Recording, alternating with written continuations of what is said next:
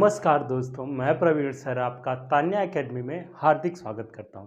दोस्तों, हमने पिछले वीडियो में बात की शैव संप्रदाय के बारे में। किसके? शैव संप्रदाय के बारे में बात की। आज हम जो बात करने वाले हैं उसी शैव संप्रदाय में क्या है, उसी शैव संप्रदाय में जो भाग हुए थे या फिर उनके जो मत हैं उसके बारे में हम बात करने वाले हैं। जैसे मैंने लास्ट में बताकर ये छोड़ा था कि शैव संप्रदाय कितने भागों में तो बटा था, 4 भागों में, जिसे क्या कहते हैं पशु। पहला बताया था मैंने पशुपत, दूसरा कापालिक, तीसरा कालामुख और चौथा मैंने आपको बताया था लिंगायत संप्रदाय। इन्हीं 4 संप्रदायों के बारे में हम आज पढ़ने वाले हैं। दोस्तों, हम ध्यान देंगे कि कहाँ पर क्या क्या चीज़ें पूछी गई हैं और हमें किस तरीके से इस चीज़ को आगे लेकर चलना है। क्योंकि होता क्या है कि जो टॉपिक होता है उस टॉपिक में कितना ज़्यादा क्या इम्पोर्टेंट है वो उस चीज़ पर डिपेंड करता है कि आप किस तरीके से उसको पढ़ना है। क्योंकि क्वेश्चन वहीं से पूछा गया है जो आपसे पूछा जा रहा है बार बार। जो परंपरागत क्वेश्चन है दोस्तों, जो इतिहास में जो परंपरागत जो क्वेश्चन है, अब उसका जो प्रवृत्ति है, जो उसकी प्रवृत्ति है अब परिवर्तित हो रही है। तो हमको क्या करना है, उससे संबंधित और क्या चीज़ें बन सकती हैं, हम उसके साथ इस चीज़ को लेकर चलेंगे। तो दोस्तों, हम शुरू करेंगे पहले संप्रदाय के बारे में जिसका नाम है पशुपत संप्रदाय। क्या है? पशुपत संप्रदाय।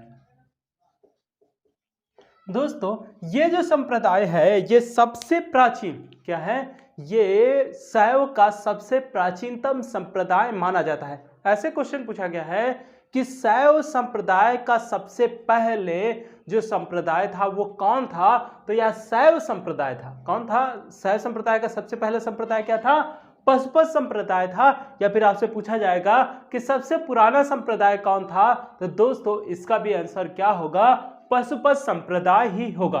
दोस्तों, इसकी स्थापना ईसा पूर्व द्वितीय शताब्दी में हुई थी। कब हुई थी?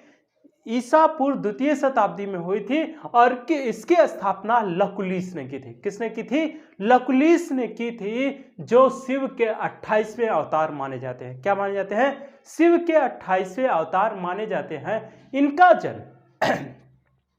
इनका जन्म गुजरात के कायावरोहण में हुआ था। क्या हुआ था? गुजरात के कायावरोहण में हुआ था। आपसे क्वेश्चन पूछा गया है कि कायावरोहण किस चीज के लिए प्रसिद्ध है, तो दोस्तों आपको यह पता होना चाहिए कि कायावरोहण जो था वह किसके लिए प्रसिद्ध था? लकुलिस के जन्म के लिए प्रसिद्ध था। और ये क्या है, ध्यान देने वाली बात यह होगी कि ये शिव के कौन सा नंबर के अवतार माने जाते हैं? 28वें अवतार माने जाते हैं। तो हम इसमें थोड़ा सा लिखते हैं जो मैंने आपको बताया। तो लिखिएगा सबसे प्राचीन ऑब्लिक सबसे नया, सबसे पहले। सबसे पहले। ठीक है, सब पशुपत संप्रदाय सबसे प्राचीन या सबसे पहले का संप्रदाय है, संप्रदाय। ठीक है, इसके संस्थापक कौन है?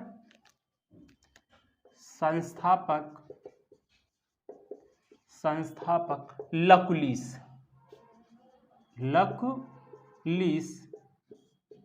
क्या माने जाते हैं? शिव के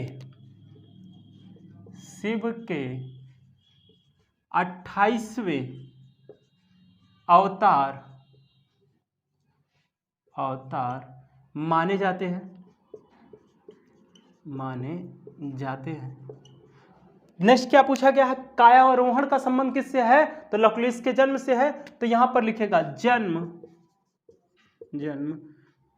कायावरोहण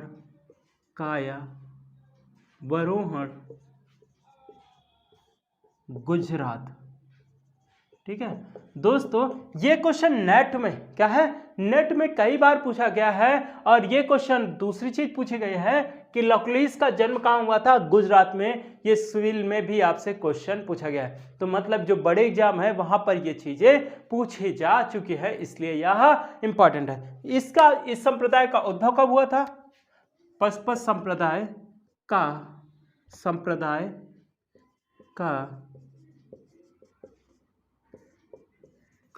उद्भव द्वितीय शताब्दी ईसा पूर्व में हुआ। ठीक है, आपने क्या देखा कि पशुपत संप्रदाय के संस्थापक क्या थे या इसके बारे में क्या क्या चीजें रही। अब आपसे पूछा जा सकता है कि इस संप्रदाय क्या है, इस संप्रदाय का जो मंदिर है, जो प्रमुख मंदिर है, वो कहां पर स्थित है। तो दोस्तों काठमांडू नेपाल में इस संप्रदाय का मंदिर देखने को मिलता है, जिसे क्या कहा जाता है, पशुपतनाथ मंदिर के नाम से जाना जाता है। और ये कहां पर है, काठमांडू नेपाल में स्थित है। ठीक है, तो लिखिएगा पशुपत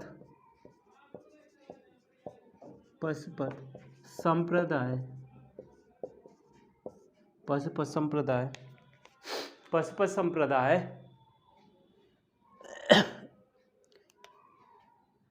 की का प्रमुख मंदिर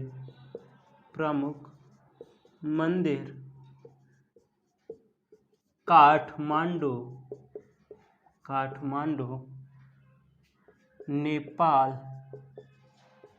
नेपाल में पशुपतिनाथ मंदिर है। पशुपतिनाथ मंदिर है।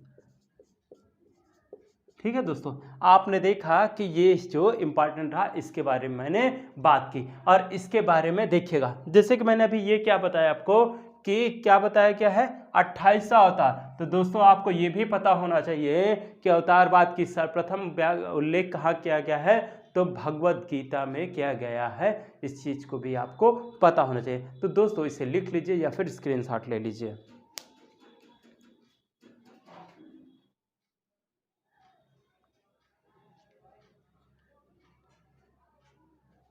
हो गया दोस्तों। अब हम बात करेंगे कि और क्या जानना चाहिए पशुपत संप्रदाय के बारे में। तो दोस्तों आपको ये भी पता होना चाहिए कि पशुपति के नाथ, ये जो पशुपत संप्रदाय था, उसके अनुयायी क्या कहलाते थे। तो दोस्तों पशुपत संप्रदाय के अनुयायी जो कहलाते थे, उन्हें कहा जाता था पांचार्थिक कहा जाता था। ठीक है, तो लिखिएगा पशुपत संप्रदाय के अनुयायी पंचार्थिक कहलाए। ठीक है, नेक्स्ट आपको पता होना चाहिए कि पशुपति शिव क्या है, पशुपति शिव या पशुपत संप्रदाय का प्राचीनतम अंकन किसके सिक्कों पर मिलता है। तो ये दोस्तों कुषाण शासक हुविस्क के सिक्कों पर मिलता है। तो लिखिएगा पशुपत संप्रदाय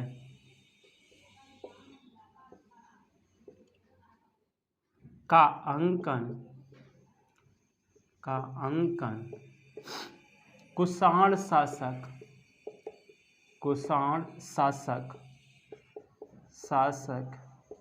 हुविस्क के सिक्कों पर मिलता है। सिक्कों पर मिलता है। ठीक है दोस्तों, ये बहुत इंपॉर्टेंट बात रही। और एक चीज क्या पता चलना चाहिए कि एक पशुपत संप्रदाय के एक आचार्य और रहे हैं, जिनका नाम उदिताचार्य है। क्या है, जिनका नाम उदिताचार्य है। इनका उल्लेख क्या है, इनका उल्लेख चंद्रगुप्त द्वितीय के क्या है, चंद्रगुप्त द्वितीय के मथुरा स्तंभ लेख पर मिलता है। इसलिए आपको यह पता होना चाहिए कि पशुपत संप्रदाय से और एक आचार्य का नाम आता है, जिसका नाम है उदिताचार्य। इनका उल्लेख कहाँ किया गया है, मथुरा स्तंभ लेख में किया गया है। यह भी क्वेश्चन आपसे पूछा गया है। तो लिखिएगा पशुपत संप्रदाय के आचार्य उदिताचार्य उदिताचार्य का उल्लेख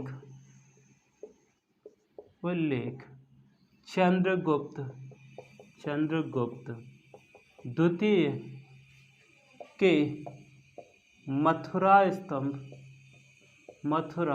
स्तंभ लेख में मिलता है। ठीक है, हमने क्या देखा कि मतलब और एक आचार्य का नाम जिसका नाम है उदिताचार्य, क्योंकि आपसे ये भी पूछा गया है और उदिताचार्य के बारे में पूछा गया तो आपसे ये भी पूछा जा सकता है कि इसका उल्लेख कहाँ किया गया है, तो चंद्रगुप्त द्वितीय के मथुरा स्तंभ लेख में इसका उल्लेख किया गया है। इन्होंने कपिलेश्वर एवं उपमतेश्वर शिवलिंग स्थापित करवाए थे। तो लिखिएगा इन्होंने कपिलेश्वर एवं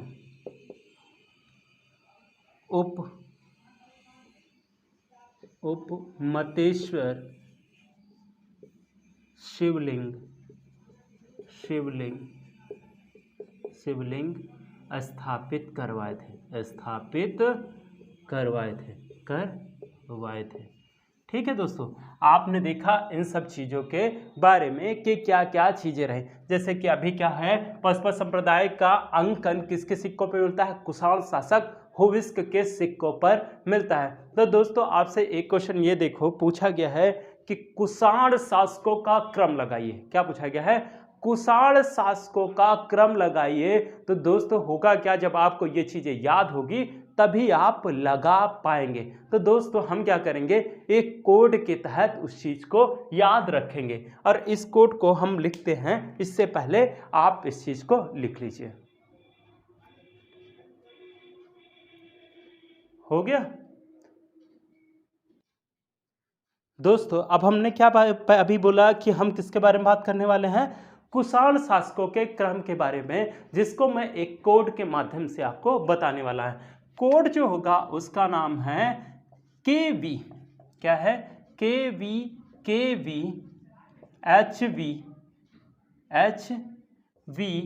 केवी। मतलब कि टोटल शासकों की संख्या कितनी रही है, 8 शासक हुए हैं। और इन 8 शासकों को आपको कैसे याद रखना है, केवी केवी। तो पहला जो शासक है इसका नाम है कुजुल कड़फिसेस। क्या है, कुजुल कड़फिसेस।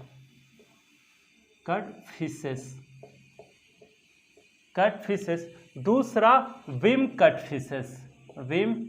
कड़फिसेस। तीसरा कनिष्क।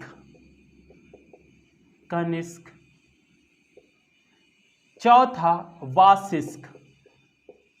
वासिष्क। ठीक है, चौथा हुविस्क। पांचवा हुविस्क। पांचवा वशिष्क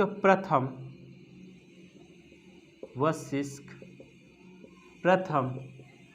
तीसरा कनिष्क द्वितीय।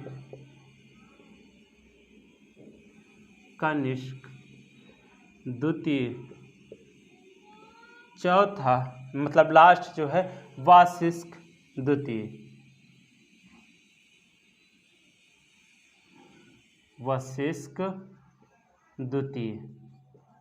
ठीक है, इस तरीके से दोस्तों हमको इस चीज को याद रखना है कि इन शासकों के नाम आए हैं और आपको इसको क्रम लगाना है। तो इस चीज को याद रखेंगे, कुजुल कड़फिसेस, विम कड़फिसेस, कनिष्क, वासिष्क, हुविस्क, वासिष्क प्रथम, कनिष्क द्वितीय, वासिष्क द्वितीय। तो इस तरीके से हमने सीखा कि कुषाण शासकों के जो शासक रहे हैं उनके नाम। ठीक है दोस्तों, अब हम बात करेंगे और एक संप्रदाय की जिसका नाम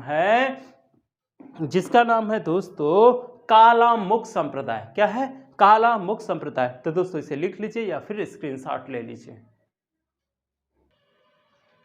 दोस्तों हम बात करेंगे किसकी, अब कालामुख संप्रदाय की। कालामुख संप्रदाय शिव पुराण में क्या है, कालामुख संप्रदाय को क्या है, शिव पुराण में क्या कहा गया है, महाव्रतधर कहा गया है। क्या कहा गया है? महाव्रतधर कहा गया है। इनका जो प्रमुख केंद्र रहा है वह बेलगांव रहा है। कहाँ रहा है?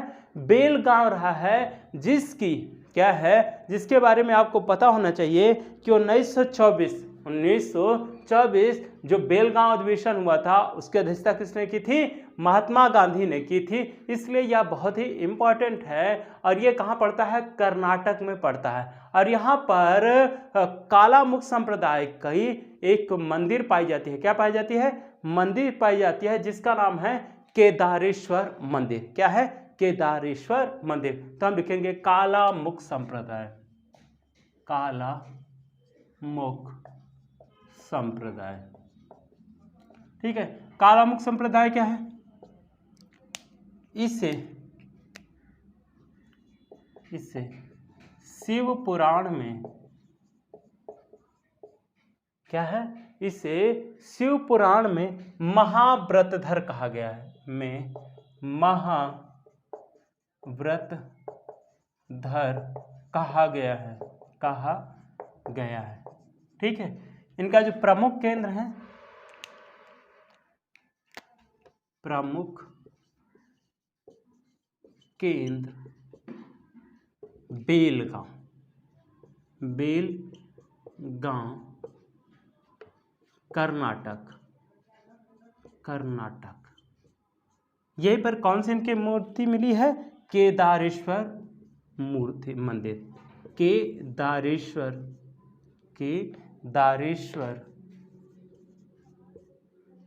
मंदिर।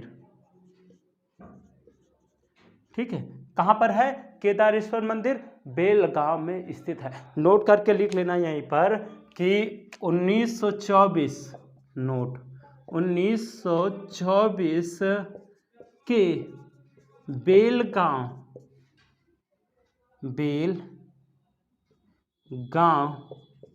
अधिवेशन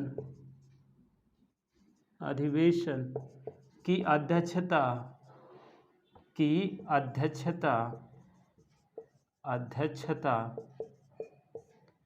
गांधी जी ने की थी। गांधी जी ने की थी। ठीक है, इतिहास में दोस्तों हमें एक चीज का और ध्यान रख के चलना है कि एक दूसरे को चीजें जोड़ के देखना है।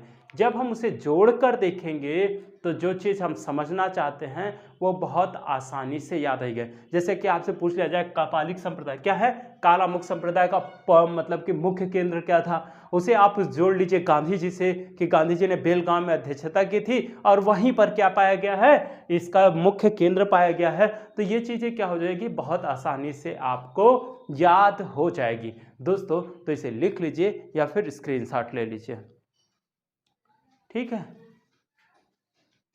नेक्स्ट हम दोस्तों बात करने वाले हैं जिसका नाम है कालामुख संप्रदाय। क्या है? नहीं, कापालिक संप्रदाय।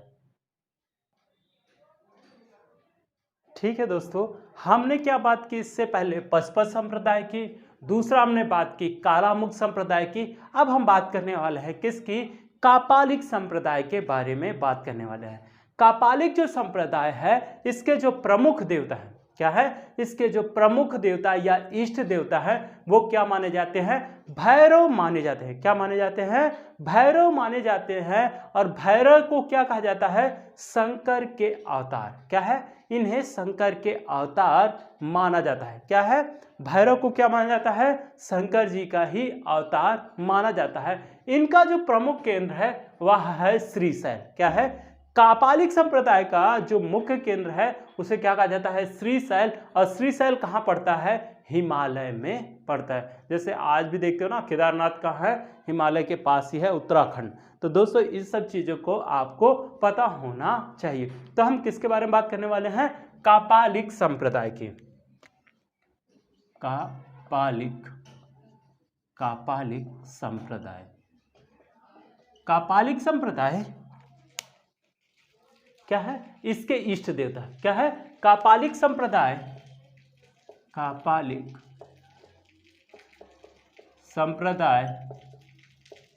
के इष्ट देवता भैरव माने जाते हैं, भैरव माने जाते हैं। नेक्स्ट मैंने आपको क्या बताया, भैरव को शंकर का अवतार माना जाता है, नेक्स्ट हमने बात की किसकी, कि इनका जो प्रमुख केंद्र है वो कहाँ है, कापालिकों का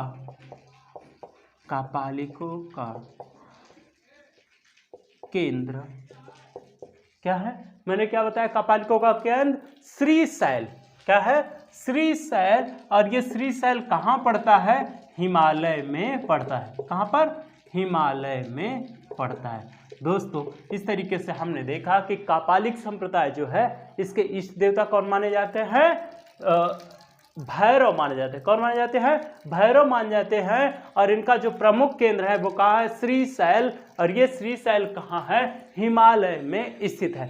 दोस्तों इसी यह जो संप्रदाय है इसका उल्लेख दोस्तों संगम साहित्य में भी मिलता है। कहाँ मिलता है, संगम साहित्य में मिलता है। और संगम साहित्य क्या है, दक्षिण भारत के जो राज्य रहे हैं चोल चेर पांड्य, क्या है, चोल चेर पांड्य, इसी का उल्लेख करने वाले जो हैं वो है संगम साहित्य। और संगम साहित्य का एक ग्रंथ है जिसका नाम है मणिमेखलय। क्या है, मणिमेखलय। इसी मणिमेखलय में कापालिकों को, क्या है, कापालिकों को कट्टर शैव अनुयायी बताया गया है। क्या बताया गया है, कापालिकों को कट्टर शैव अनुयायी बताया गया है। तो हम लिखेंगे कापालिक, संगम साहित्य,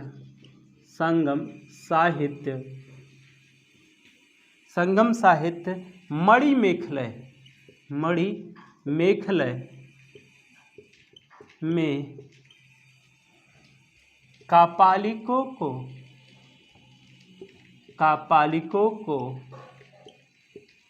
कट्टर शैव बताया गया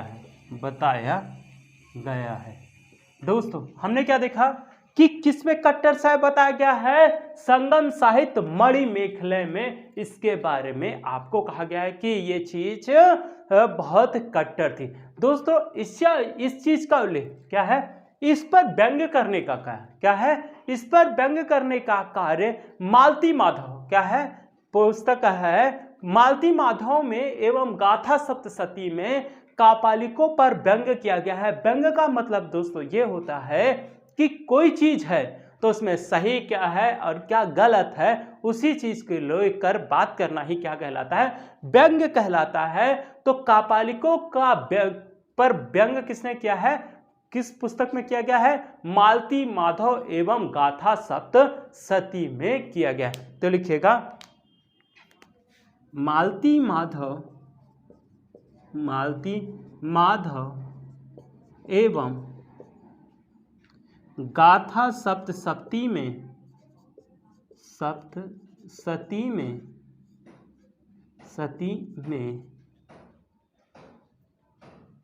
मालती माधव एवं गाथा सप्तशती में कापालिकों पर व्यंग्य किया गया। तो दोस्तों हमने इस तरीके से इन सब चीज़ों को देखा। तो दोस्तों इसे लिख लीजिए, फिर और जो चीज़ें हैं हम बताते हैं, ठीक है। हो गया दोस्तों।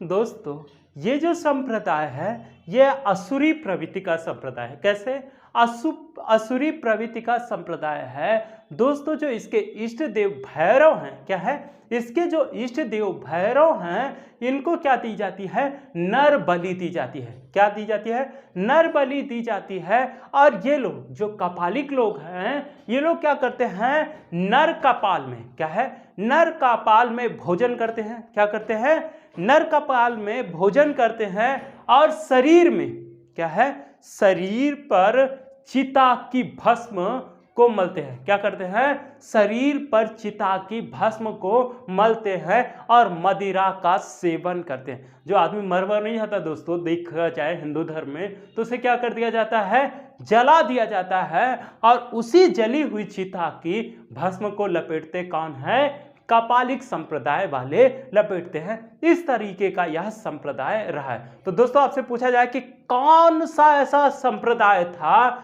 जो असुरी प्रवृत्ति का था, तो कालामुख जो संप्रदाय है वो कैसा है? असुरी प्रवृत्ति का है, क्योंकि इसके इष्ट देव भैरव को क्या किया जाता है? नर बलि दी जाती है। और इसके जो अनुयायी होते हैं वो किसमें भोजन करते हैं? नर कपाल में भोजन करते हैं और चिता की भस्म लपेटते हैं और सुरा का पान करते हैं। सुरा या मदिरा का पान करते हैं। तो दोस्तों इसको हमें लिख भी लेना है। तो लिखिएगा, यह संप्रदाय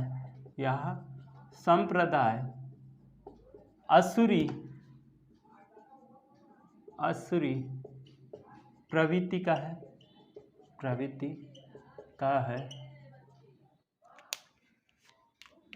असुरी प्रवृत्ति का है। इस संप्रदाय के इष्ट देवता भैरव को नर बलि दी जाती है। नर बलि दी जाती हैं।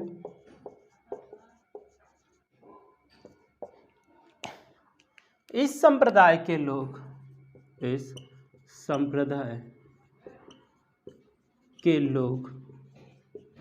नर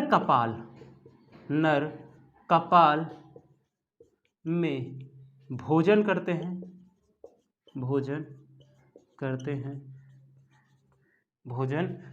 हैं। नेक्स्ट इसमें क्या और जानना है? यह लोग चिता की भस्म को शरीर पर मलते हैं और क्या है? मदिरा पान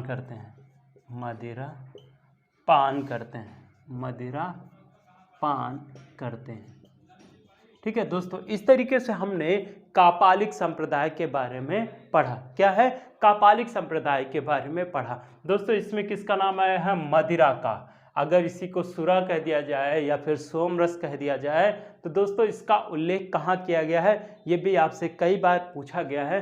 तो मैंने वैदिक साहित्य में आपको बताया है, सोम या सुरा का उल्लेख ऋग्वेद के 9वें मंडल, क्या है? ऋग्वेद के 9वें मंडल में किया गया है। और ये कहाँ पाया जाता है? हिमालय में पाया जाता है। और जैसे कि मैंने आपको बताया कि जो कापालिक जो संप्रदाय है, इसका जो मुख्य केंद्र है वो कहाँ है? श्रीशैल हिमालय है। और हिमालय में ही क्या पाया जाता है? मुजवन पहाड़ी में क्या पाया गया है? मदिरा या धूम क्या पाया गया है? सुरा पाया गया। तो दोस्तों इस तरीके से हमने बात की किसकी? कापालिक संप्रदाय के बारे में। दोस्तों अब और एक संप्रदाय बचता है जिसका नाम है लिंगायत संप्रदाय। तो दोस्तों पहले इसे लिख लीजिए या फिर स्क्रीनशॉट लीजिए, फिर हम आगे बात करते हैं।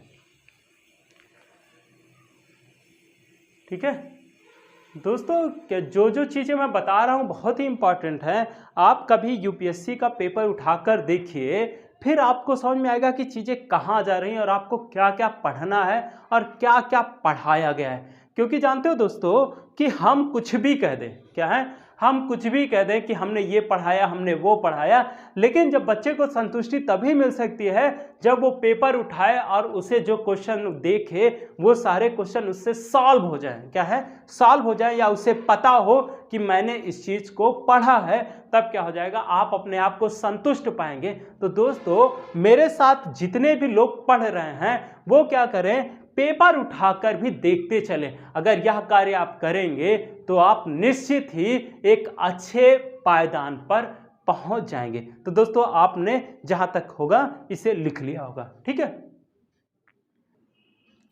दोस्तों जो नेक्स्ट संप्रदाय है उसे ही लिंगायत संप्रदाय, क्या है, उसे क्या कहा जाता है, लिंगायत, क्या है, लिंगायत संप्रदाय।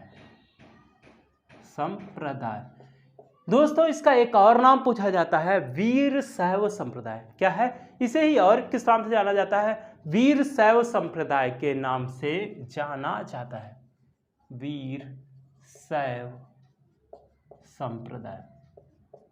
दोस्तों अब इसमें नेक्स्ट क्वेश्चन बनता है कि इस संप्रदाय के संस्थापक कौन थे, क्या पूछा जाता है, इस संप्रदाय के संस्थापक कौन थे। तो दोस्तों इस संप्रदाय के संस्थापक अल्ल प्रभु हैं। कौन है, इस संप्रदाय के संस्थापक अल्ल प्रभु हैं, लेकिन इस संप्रदाय का वास्तविक संस्थापक उनके शिष्य वासव को माना जाता है, क्या माना जाता है, वासव को माना जाता है।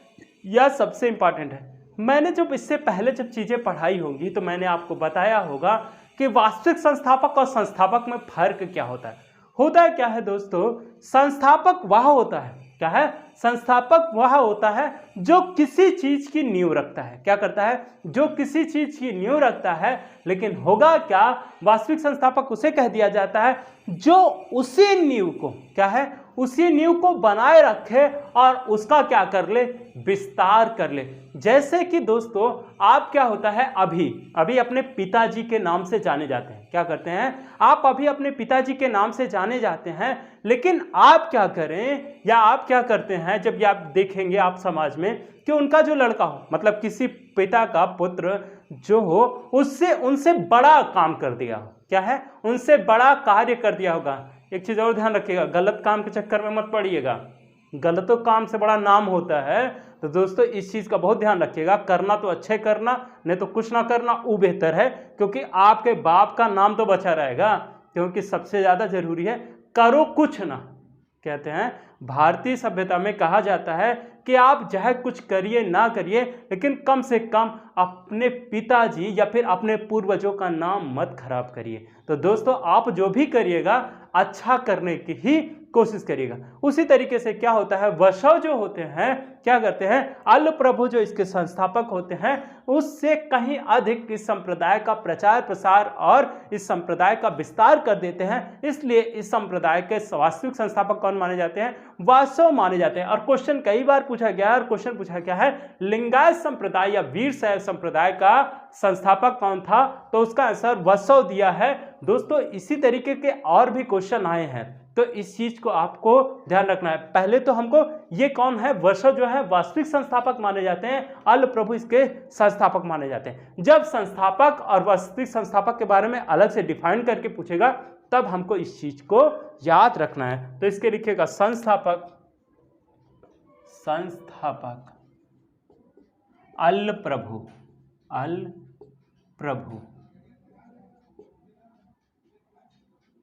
वास्तविक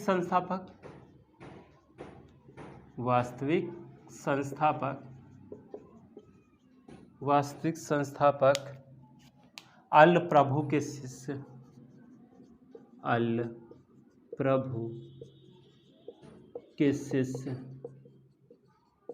वासव माने जाते हैं। ठीक है, इस चीज का भी आपको ध्यान रखना है कि क्या क्या चीज रहता है। ठीक है, इसके उपासक क्या है, इसके उपासक, ये जो इस संप्रदाय है, लिंगायत संप्रदाय है, इस संप्रदाय के उपासक को क्या कहा जाता है। तो दोस्तों इस संप्रदाय के उपासक को लिंगायत, क्या है, लिंगायत या जंगम कहा जाता है। क्या कहा जाता है, लिंगायत और जंगम कहा जाता है। और क्वेश्चन पूछा गया था कि कौन कौन शैव संप्रदाय के अंतर्गत आते हैं। तो दोस्तों इसमें आपको जंगम भी पता होना चाहिए, क्योंकि अगर आपको नहीं पता होगा तो आपको पशुपति, कपालिक, काला मुख और ये सारी चीज, लिंगायत सब पता होंगे, लेकिन जंगम भी इसका पता होना चाहिए, क्योंकि ये क्वेश्चन सिविल में पूछा गया है। तो लिखिएगा लिंगायत के अनुयायी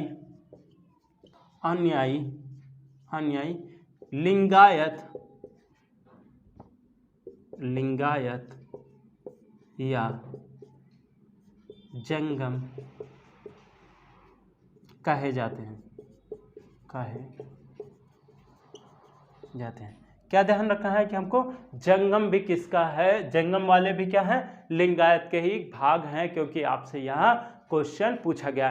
दोस्तों अक्का देवी क्या है, अक्का देवी इसी संप्रदाय की एक महिला संत है। कौन है, अक्का देवी लिंगायत संप्रदाय की ही एक महिला संत है, आपको ये भी पता होना चाहिए। लिंगायत अक्का देवी, अक्का देवी लिंगायत संप्रदाय, लिंगायत संप्रदाय की महिला संत है, महिला संत है। ठीक है दोस्तों, क्या याद रखना है, लिंगायत संप्रदाय की महिला संत कौन है, अक्का देवी हैं, ये भी आपसे पूछा गया है। तो दोस्तों इस तरीके से आपको ये सारी चीज़ें पता होनी चाहिए। दोस्तों ये जो लिंगायत संप्रदाय आपसे पूछा जाता है, पशुपत जो संप्रदाय क्या है, जो शैव संप्रदाय है, उसमें कौन ऐसा संप्रदाय है जो इस्लाम धर्म से प्रभावित था। क्या है, पूछा गया है कौन सा ऐसा संप्रदाय था जो इस्लाम धर्म से प्रभावित था।